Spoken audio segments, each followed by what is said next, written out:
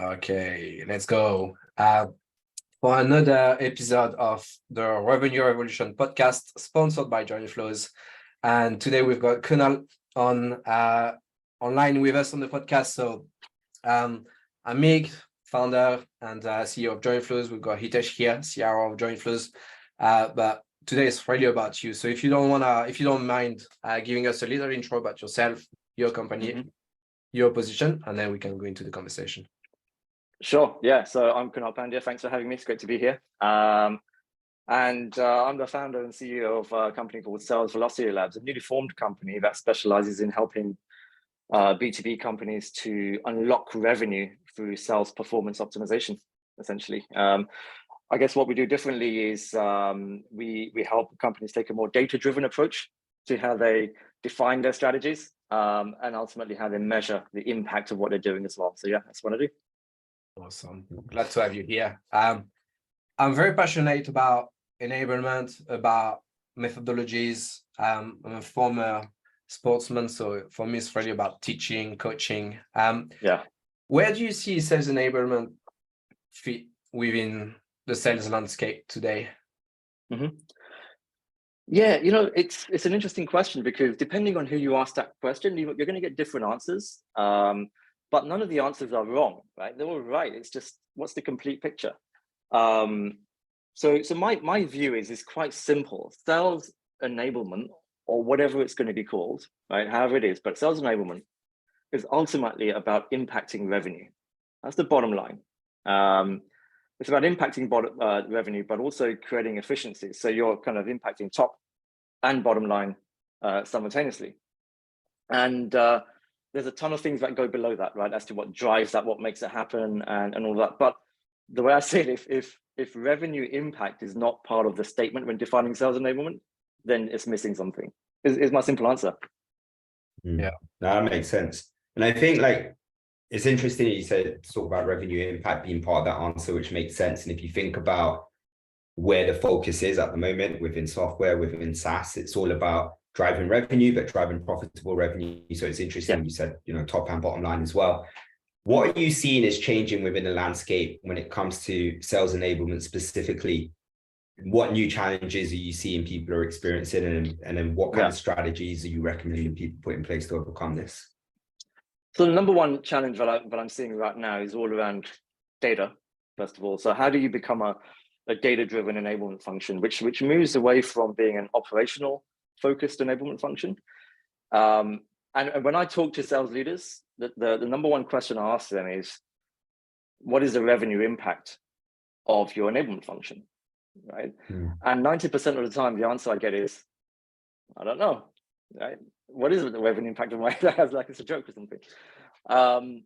But that's the problem, right? Because what are we investing into it? When we think about tech, when we think about people, when we think about investment of time that sales leadership and reps are giving to enablement, that's a big investment, right? If you were to add it all up, but we don't know the return on investment on that, right? So that's the challenge that I'm seeing. And that all stems from the fact that a lot of enablement functions are being run operationally today. And that's for two reasons. One, that's how enablers are running it. That's how they choose to run it. That's within the comfort zone. That's what they do. But secondly, that's the expectation that's been set by sales leadership, right? Who are not only not answering that question around what is the revenue impact, but they're not wanting to ask that question. They don't feel there's a need for them to ask that question. It's a problem they don't necessarily know even they have, right? Until it's really spelled out. So moving from operational enablement, that's kind of where you are not really measuring what you're doing. You're performing what I call random acts of enablement, right? That's the right, enablement initiative is based on who's shouting the loudest or who's asking for it the most, right? And you just do it like a tick box exercise. And that means that there's no real long-term strategy, right? It's very short-termism. It's checkbox, right? And that ultimately means you're not measuring it, which is why you cannot answer that question, right? So the challenge is, how do you move away from that to being strategic, right? Which essentially is saying you have a strategy which is data-driven, which is ROI-centric as well, meaning it is focused on the revenue needle-moving activities and programs. You're measuring it all. You're defining the right things that you need to do. You're measuring it subsequently, and you're seeing what the impact actually is, right? Doing that is hard, right? I say it very easily, but doing it is hard, and that's what I see as the number one challenge in enablement today. There's a consequence of this challenge, which is, of course, enablement is seen as a cost center. And when CFOs, and CEOs come calling and saying, "I want to find some cash from this business," which most businesses are doing today, they're going to look at the cost centers, right? They're not going to focus on the quota carriers initially. It's first going to be cost centers, and that's why we're seeing a rise in. One of the key reasons why we're seeing a rise in the layoffs when it comes to enablement teams. Yeah, and it's really weird because when sales enablement is in place in a company, it's crucial for the company to operate. So they're essentially, my experience, at least from me, is they're responsible for onboarding, they're responsible for training, they're responsible for product update training, they're responsible for new product line training, they're responsible for methodology rollouts. It's like so vast, and it is fast. It's very, as you said, like it's hard to actually gauge what the impact on revenue is. So what solution do you see fit to essentially understand how much this is contributing to the bottom line numbers? Yeah, it's not an exact science, right? It's never going to be. But when we think about attribution, everyone's fighting for attribution, right? Marketing are still fighting for attribution, and they still haven't cracked it 100%, right? Pre-sales fight for attribution. The sales rep themselves obviously are fighting for attribution. Well, they're going to get attribution. They're going to get 100% of what is owed, right? Even though I've seen sales reps who have done barely anything in companies, right, to close a deal. It's been the pre-sales, it's been the SDR generating the lead, it's been all of that, and they just set up a few meetings and it's been closed, right? But they're going to get 100%. I just think that it's time that enablement were part of that conversation in order to move it away from being an operational function, or at least being perceived as an operational function, even if it's not, right? The perception is what's key. And away from being a cost center into a strategic business driver, which adds value and there's a measurable return. So what's the solution to this? It's a tough one, right? But essentially the way I look at this, and it starts with my definition of enablement, which was all around revenue impact. So that's the key point. What is the revenue gap that we're trying to solve for? And typically, companies will be on a trajectory in terms of revenue, or what they've maybe done in the previous year versus where they need to be, right? And there's always a gap. Even if that gap is maintaining a level of revenue, which is what a lot of companies are having you do in the current climate, there's still a gap between forecast and where you need to be. Now,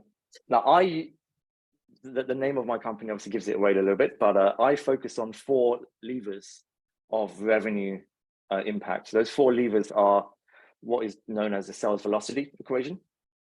Sales velocity is essentially four components. It's number of opportunities entering your pipeline, number of your average deal value for each deal that you close, your average win rate, so how many of those entering the pipeline are actually closing, and your average length of sales cycle, how long does it take you? Now, at the end of the day, these are the only 4 factors that impact how much you sell. There's a bunch of things underneath that, of course, right, and around it, but ultimately, that's it. The equation itself, which is where it gets interesting, is if you multiply pipeline opportunities, the number of opportunities, your average deal value, and your win rate, and multiply those through and divide the result by length of sales cycle, you get a number. That number is known as a sales velocity, or in other words, the rate of revenue that you're generating on a periodic basis, monthly, however you're measuring it. Now, the key for me is, in order to define a strategy to impact that revenue gap, rather than saying, we need to grow revenue by 30% year on year, let's break it down into those 4 levers. What do we need to improve in terms of our pipeline opportunities? What do we need? What do we need our average deal values to be? What do we need our average win rate to be? What do we need our average sales cycle to be in order to deliver that level of revenue, to drill into the gap? And that's when it becomes interesting, because now suddenly when we have those levers and we know that we've got to find an additional 5% in our pipeline, we've got to find 3% in deal value, we've got to find 6% in average win rate, decrease length of sales cycle by 5%. that's around a 25% revenue growth, right? Bite-sized chunks, you've disseminated it. But that's where it gets interesting, which is now that I can start to think about those levers I need to pull, I can now start to define enablement strategies that drive those things, right? And for each of those levers, there will be a bunch of things that can be done, both from enablement's influence or even outside of enablement's influence. So if you increase average deal value, you increase your price, right? Yeah. But we need to enable our reps to be able to defend that price, to negotiate, to handle objections. We need to, right? So it's tied to that. Now, enablement itself doesn't directly attribute to those levers, right? Because like I said, increasing price has nothing to do with enablement really, right? So how do you define attribution? Well, there's another layer. That other layer are the leading indicators. And it's those leading indicators that actually drive each of those sales velocity levers. So for example, a leading indicator might be a competency. What are the key competencies that drive win rate? Right? Yeah, objection handling, ability to beat a certain competitor, getting to the right level in an organization, getting to executives, right? Multi-threading, all those kind of things drive win rate. But those are the key with the leading indicators is how can we make them more measurable, right? So there's competencies is one, behaviors might be another, process is another, right? So do we have a process? Are we following that process? How many people follow it? And engagement and adoption, right? Whatever it is, are people doing what we want them to do? At the end of the day, an enablement strategy drives those things, right? So the way I see it is, if anyone's familiar with Simon Sinek's golden circle, we're starting with a why. That's basically what I've done there. You're starting with a why, which is your revenue gap and your sales velocity levers. The how are the leading indicators, competencies, process, adoption. The what just happens to be this enablement strategy. The challenge that a lot of people face today is they're starting from the left. They're starting from the enablement strategy and working the other way. Yeah. It's not quite hitting the mark because you don't know, right? So that's how we can solve for one, how do we define the right things? But then of course, now you're going from left to right again, strategy to leading indicators to sales velocity to revenue gap to actually measure what we've done. Now, again, this is where it becomes a challenge because attribution is difficult, right? You can't pin the one thing that we did on that impact. Let's say we found 5% win rate, incremental gain. So the example I can give you, a realistic example is a company that I was working with wanted to go from something like $90 million to $110 million, right? So around about 18-20%, uplift year on year.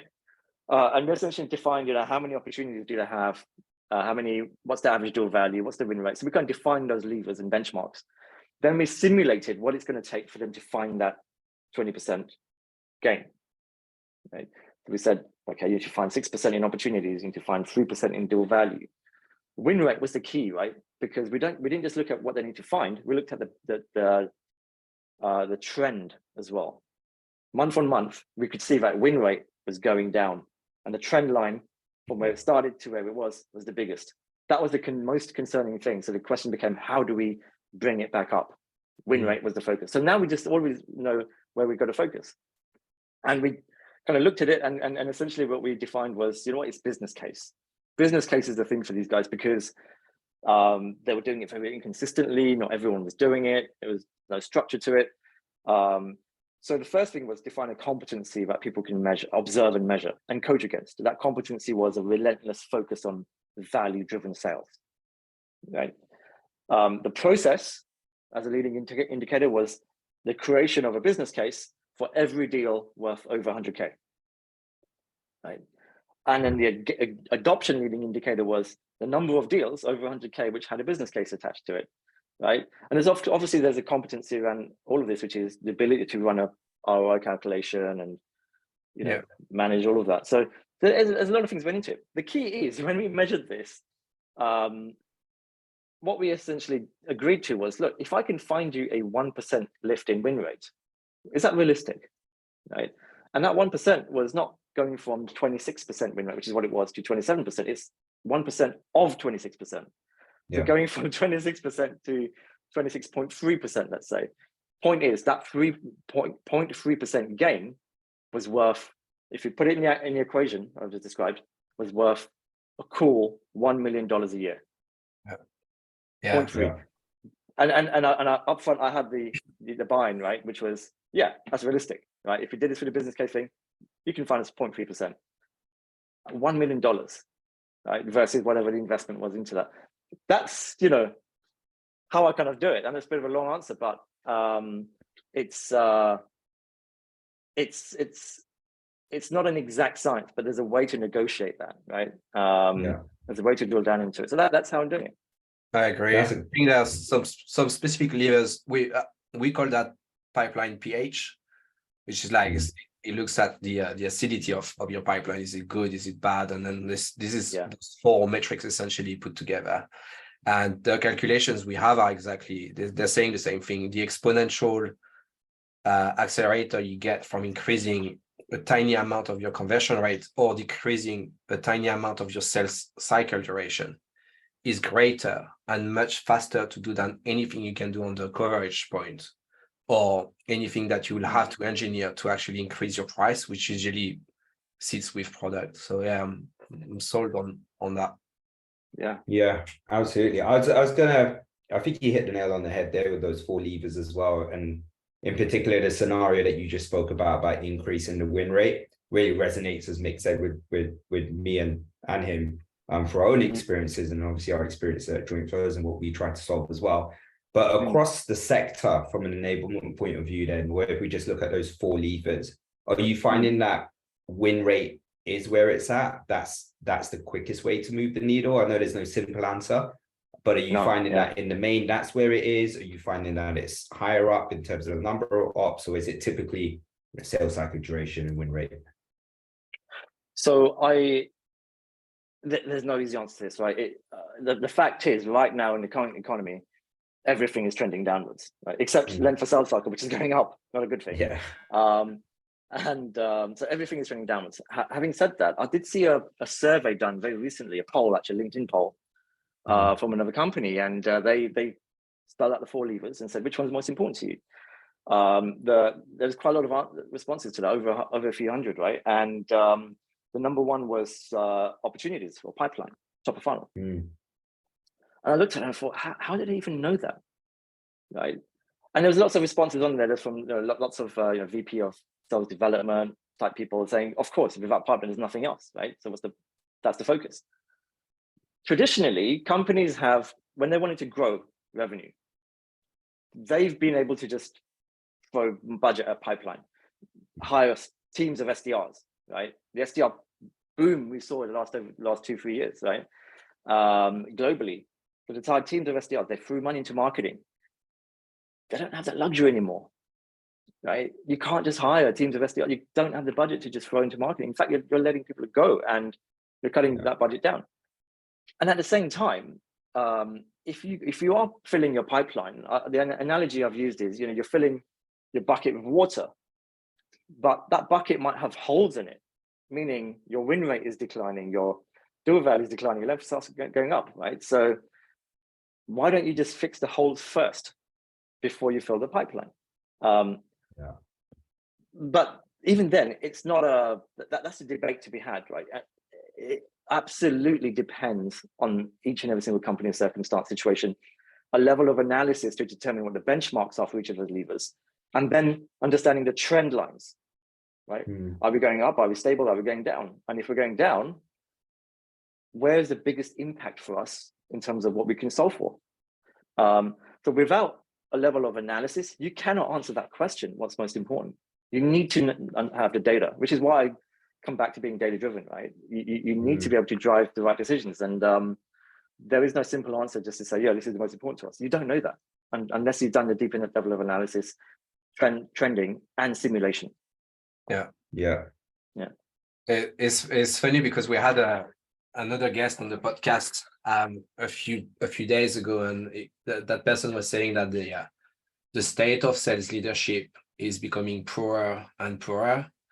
And one of the problems with that is because of it, you can't analyze and identify where the actual opportunities are. So often what happens is you always revert to what's actually the most available, which is increasing activity volume on the prospection side, because it's something that you can do without having to think about it. It's like, okay, I'm sending 100 emails, let's send 1,000 emails if I need to 10x my revenue. And obviously this has a diminishing returns on the rest of the metrics, because the more you do that, the poorer the quality is, the poorer the opportunity quality, which affects the rest of the metrics. You mentioned on when we were getting ready for the call, you said something that intrigued me. You spoke about modern sales enablement, as opposed to what is it like? How do you differentiate modern versus maybe what traditional? What would be the I think it's not too different from my definition of operational enablement versus strategic enablement. There's a lot that goes into each other's definitions, right? As to what makes something operational, what makes something strategic. But enablement, if you think about the history of where enablement's even from, I guess that's the best way to answer. Look at where it's come from. And it started with the proliferation of SaaS, B2B SaaS, back in the early 2000s with Salesforce and ServiceNow and SuccessFactors. B2B enterprise SaaS really became mainstream. And then suddenly companies realized that this decades-old sales training we've been doing might not be relevant anymore, or at least it perhaps needs to evolve, because now we've got a completely different way of selling, different way of even building our products, different way of marketing our products, different way of retaining and renewing our customers, maintaining them, servicing them, supporting them, right? Customer success was also born around then. So they realized that sales training isn't it, right? It's going to have to be something more. So sales enablement as a principle was formed because it didn't just focus on training and onboarding, which is traditionally what we think of when we think of sales enablement. It was also focused on improving the productivity and efficiency of reps, which was critical in a SaaS model, right? And thirdly, it was also focused on sales effectiveness. So best practices, how we do good things, how do we learn from what others are doing? Because this whole thing was new, right? So how do we learn about and capture those best practices as what top performers are doing, and how do we propagate that across everybody? But also it became about experience, right? So under an effectiveness, what sort of experience are we providing to our buyers? How do we differentiate using our experience? How do we measure the buyer's engagement? How do we improve that engagement, right? All those kind of things. Also alignment, right? So the fourth pillar I would kind of consider is sales alignment. So alignment between this trifecta of sales, product, and marketing. Right? From a marketing standpoint, it's pretty obvious. It's all around product marketing, content strategy, let's say. It's about campaign strategy, outbound strategy, inbound strategy, all those kind of things where we require alignment between sales and marketing, account-based marketing strategies. For product, it's all about go-to-market. And then the last kind of pillar that I typically focus on when it comes to modern enablement is often overlooked, which is sales engagement. What I mean by that is there's a few things, but ultimately it's how do we ensure that our salespeople are not just leaving the company, but are not even thinking about it. Because the minute you start thinking about it, that's when your engagement and productivity drops, and that's when quota is going to get hit, right? So engagement, how do we provide our reps with a good experience, frustration-free, friction-free? How do we ensure there's a alignment between manager and rep? Because that's where the frustration typically starts. How do we ensure that there's a career path in place, a transparent career path that people can take accountability for? They can progress, they can see how they're going to progress at the company. I think importantly, one of the most important things that is becoming more and more prevalent these days is well-being. So, all of the things I've just talked about, metrics and data and enablement and tech and everything else, you can have the best of that. You can be absolutely amazing. But if your sales teams are burnt out, and let's face it, right, the pressures that everyone's under right now, jobs on the line, jobs being lost, harder to hit quotas, all of the measures going, dipping downwards. People are on edge, right? Because it's their lifestyles at risk, it's their homes at risk, it's their families, that's going to lead to burnout and an impact on well-being. So you can have the best of everything, but if that well-being isn't there, then what's the point? Right? None of it works. So enablement kind of morphed into kind of what I've just described, right? The problem is not everyone kept up with that.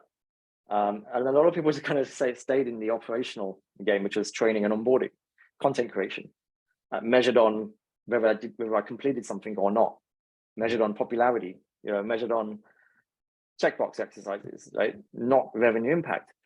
So that's how I kind of see it. I see a lot more data-driven approaches. I see a lot more financial savvy enablers, analytical, and got to mention, I guess, on every call that we're on, those who embrace and leverage AI to do what needs to be done. So, yeah, that's kind of where I see it going on a high level.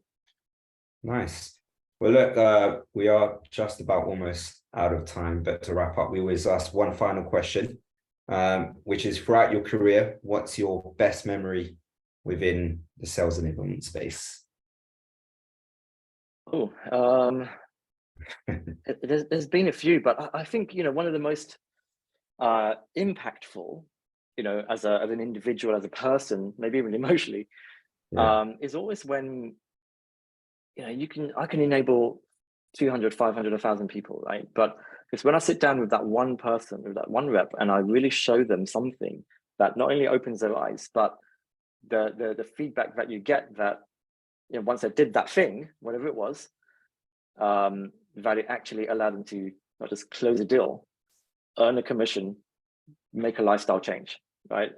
So essentially impacting people's life is so important. And at the end of the day, I talk a lot about data, we will talk about tech and all of that, but enablement is a people business, right? Yeah.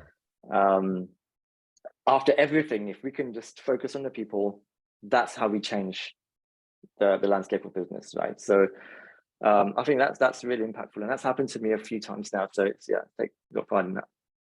Awesome. Well, look, Kunal, we appreciate you joining us. This has been the Revenue Revolution podcast. Thank you for being here. Thanks, guys. Appreciate it. Thank you.